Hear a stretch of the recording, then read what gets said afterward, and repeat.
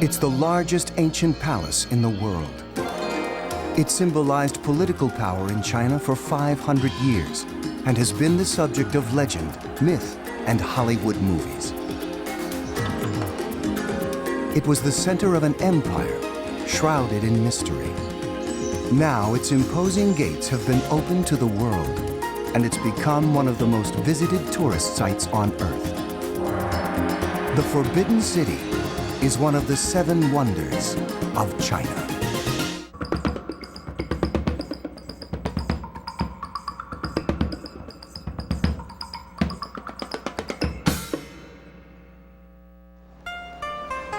Beijing, the capital of the world's most populous nation and the center of one of the oldest civilizations on Earth. Nearly 15 million people walk the streets of the city, where rapid development brushes shoulders with ancient history. The political center of the country since imperial times, Beijing has long been the seat of China's power. In the heart of this modern metropolis is the largest ancient palace in the world. The Forbidden City. It's a place for the emperor to live and to rule. So just now we saw the back part. That was a living quarter. It's a inn area where the emperor stayed with his concubines. Since the fall of the Chinese Empire and the rise of the Republic of China, millions of tourists from all over the world have passed peacefully through the massive doors of the Forbidden City and marveled at the secrets of a world that was hidden for more than 500 years. The first thing that strikes these new invaders is the utter scale of the place. The Forbidden City blankets over 7 million square feet of central Beijing next to Tiananmen Square. That's the size of 80 football fields. It's surrounded by a moat in a massive rectangle. In the early 1400s, Emperor Zhu Di moved the capital of China to Beijing to establish control over the whole country from its center. The heart of the new capital was the Forbidden City, which took over 1 million laborers and artisans 14 years to build. The Forbidden City is reputed to have a total of 9,999.5 rooms, as close as you can get to the Palace of the Gods, which is said to have 10,000 rooms. Architectural features were arranged down to the finest detail in sets of 9. Doors were often decorated with 9 rows of 9 bolts. This is because since the ancient times in China, there has always been an emphasis on the numbers 9 and 5, which are in the phrase 九五世尊, a phrase which refers to the imperial throne and the emperor. Since the Forbidden City is the place where the emperor resides, it has to be linked to the numbers 9 and 5. Every object has meaning within the Forbidden City.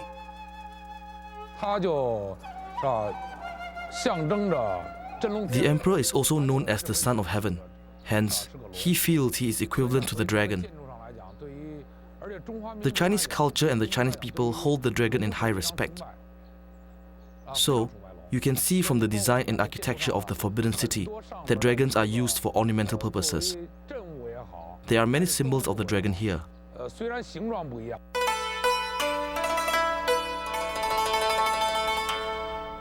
我刚才在跟我的朋友讲，就说那个故宫角上那些，就是怎么说叫什么奇形怪兽还是什么，每一个小细节都有它的意思，都有一定的内涵。我觉得，作为我觉得是，我希望用一辈子的时间去学习它。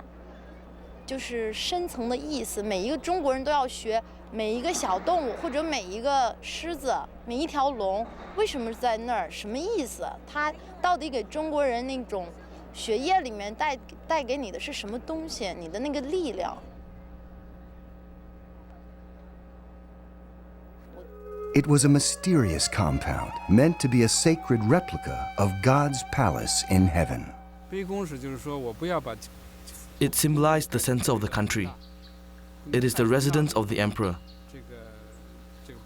It is the place where orders are given. It is the place where the emperor received the mandate of heaven. It was called the Forbidden City for good reason. Nowadays, the public can enter for about $10. But up until the 20th century, the price of unauthorized entry was much higher: execution by beheading. 你知道紫禁城用英语说是 Forbidden City， 就是说这个地方是平民老百姓不可触及的地方。几千年以来，这个地方对于老百姓都是很遥远。Even within the city walls, there were no-go areas according to rank and status. To walk in these areas without permission was to invite swift and severe punishment. By the end of the 18th century, the Forbidden City had a population of around 9,000 people, including civil servants, concubines, eunuchs, guards, and servants. But their movement was carefully restricted according to rank. The 6 most important buildings in the Forbidden City lie in the middle: the grand reception halls in the outer court and the emperor's residential quarters in the more private inner court. The main entrance to the entire complex is through the famous Meridian Gate in the south. It was designed to intimidate and dwarf those who entered, establishing the emperor's mystique and larger-than-life status. Throughout the imperial age, only a chosen few could enter the Forbidden City by the Meridian Gate. The design of the gate is in accordance with the prevailing regulations of the times, where the emperors and empresses entered through the main gate, while other court officials would enter through other gates, based upon their respected ranks and grades. Beyond the threshold of the gate and across the 5 marble bridges is the biggest courtyard of the Forbidden City. This leads to the Gate of Supreme Harmony and then to the most important building in the kingdom, the Hall of Supreme Harmony.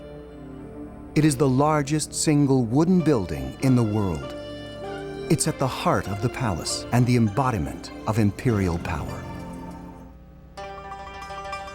Inside the Great Hall, the great ceremonies took place: the enthronement of the crown prince, the emperor's birthday and royal weddings, exclusive and splendid occasions hidden from the common people of China.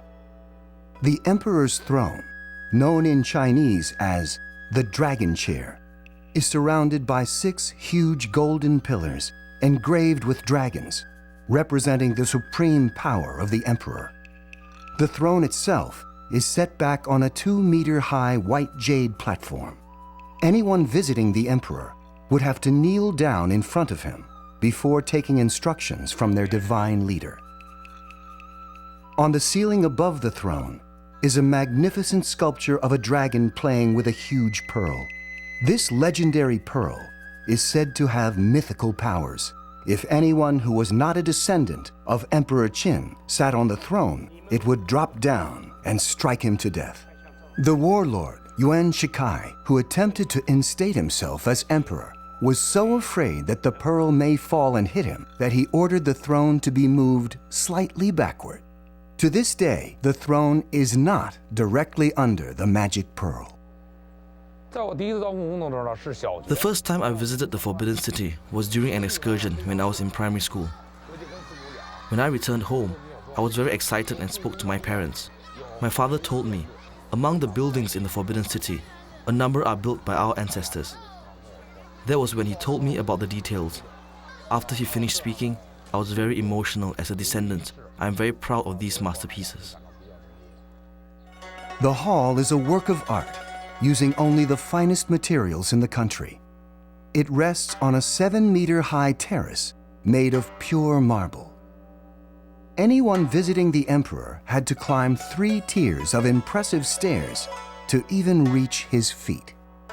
Along the climb up the steps, his status as a divine leader is constantly reinforced in the use of privileged symbols beyond the reach of commoners, symbolizing the emperor's rule over the entire kingdom. The Forbidden City is the place of residence of emperors of various dynasties, and is also the place they carry out their imperial duties. According to the Chinese people, the emperor is high and mighty, hence the place of his residence is in the center of north and south. On center axis of the Forbidden City is the place where the emperor holds court with his ministers, receive foreign ambassadors, and handle other state matters. It was a city unto itself, the emperor's personal metropolis, self-contained, Its facilities included a library, a Taoist temple, extensive landscaped gardens, and living quarters for the emperor and all who served him. There was no need to step into the outside world. Such isolation was tempered only by the visits of ministers and favored subjects from other parts of China with news of wars and trade.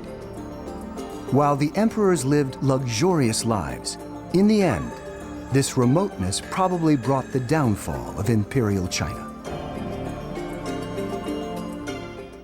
所谓令人敬佩呢，因为它是原来皇帝所。 The Forbidden City is a place that people hold in reverence because it's where the emperor resides. It commands awe and respect from the people because it's where state affairs and administration are decided. From an architectural perspective, its building is majestic and inspires feelings of admiration.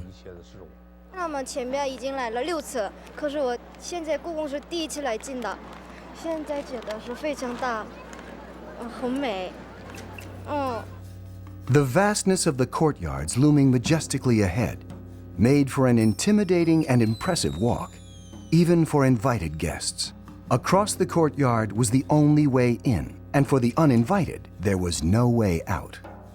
It was all precisely calculated to make the visitors sense the emperor's overwhelming power and glory. 它的大，它的那种宏伟和壮阔，同时还有它的那种历史意义，还有带给每个中国人那种血液里面的东西。 The layout of the Forbidden City follows the ancient rules of design that stretch back over 2,000 years. The principal buildings are aligned along a straight axis from south to north, flanked by a symmetrical arrangement of smaller, less important ones. This design was said to reflect the symmetry and order of the heavens. In classical Chinese architecture, the northerly direction was bad news.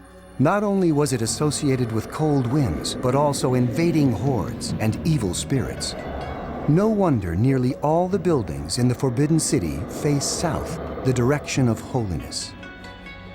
Defense against attack and invasion was an important part of the Forbidden City's design.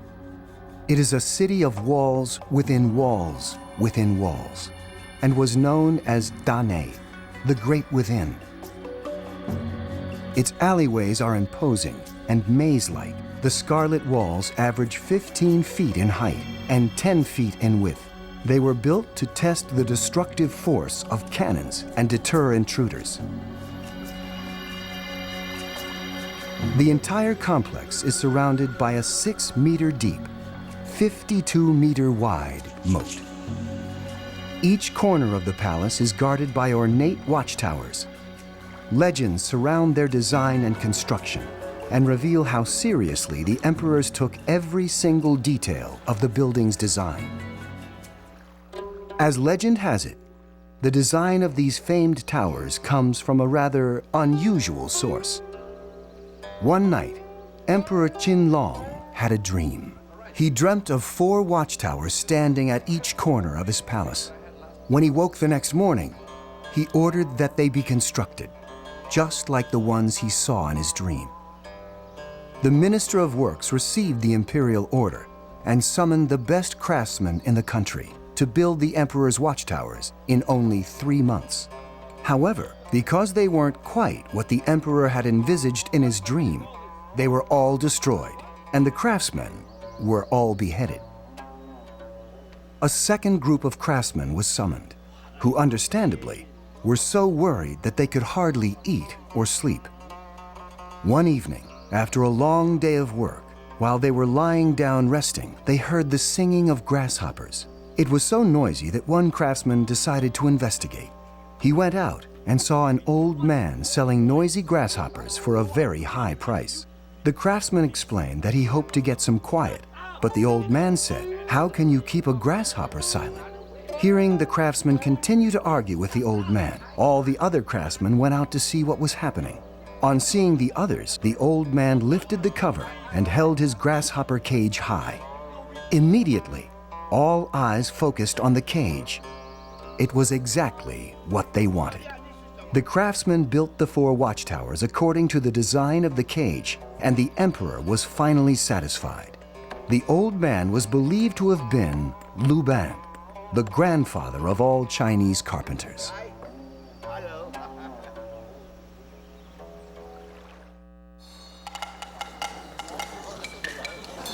The geographical and political center of Imperial China, the Forbidden City was carefully designed to follow the theory of Feng Shui, the ancient Chinese practice of geomancy, which dictates the geographical features of a structure's surroundings affect the fortunes of the people living in it. The literal translation of this Chinese phrase is to hide from the wind and to avoid the water, feng shui. This term revolves around two words, feng, which means wind, and shui, which means water. Hence, any place that is sheltered from the wind and water is a good place.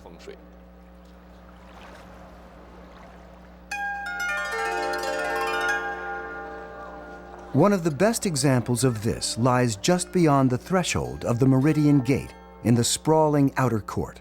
The inner Golden River runs through it, with 5 ornate marble bridges crossing it in perfect symmetry.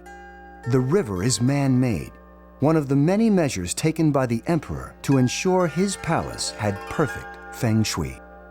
The Forbidden City was the biggest feng shui project in history. According to feng shui theory, a house is best located with a mountain behind it and with water in front. To create this auspicious effect, a hill was built behind the northern wall of the Forbidden City, and 2 parallel rivers running west to east were dug. The original environment wasn't up to scratch, so the emperor used human labor to achieve feng shui perfection. A lot of China seems very westernized, whereas this seems like very authentic, very like this is the core of China.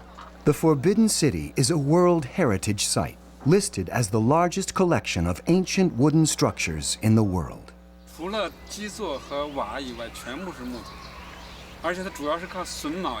Other than its foundations and tiles, everything is made from wood, and it was made by joining the wood pieces together without nails. This is a very unique technique developed in ancient China. We love to use wood. There are a few reasons. First, wood are easy to be found in China, easy to be shipped, and easy to be carved. And so this is the first reason. Secondly, in China, we love to use wooden houses because on the coast area of China, there's a lot of earthquakes. So in the old days, the earthquake will destroy most of the stone houses, no matter how strong they were. You know, like the castles, you know, the brick walls. So in the old days, Chinese emperor thought it's better for us to have wooden houses. But wooden buildings do have one drawback. They catch fire. During the reign of Emperor Zhajing in the 16th century, there were 3 major fires, causing parts of the Forbidden City to be rebuilt. So what we see Forbidden City today are not really from 1420. At the beginning, it was from 1420 by the 3rd emperor of Ming Dynasty, but after it has to be restored a few times because most wooden houses were destroyed twice or 3 times by fire. So what we see now are usually from the later Qing Dynasty. The huge moat that surrounds the palace became a vital source of firefighting. In the Imperial Garden, there's a temple for the Taoist god Zhenwu. He's the god of water and was worshipped regularly. Over the years, he has been in great demand.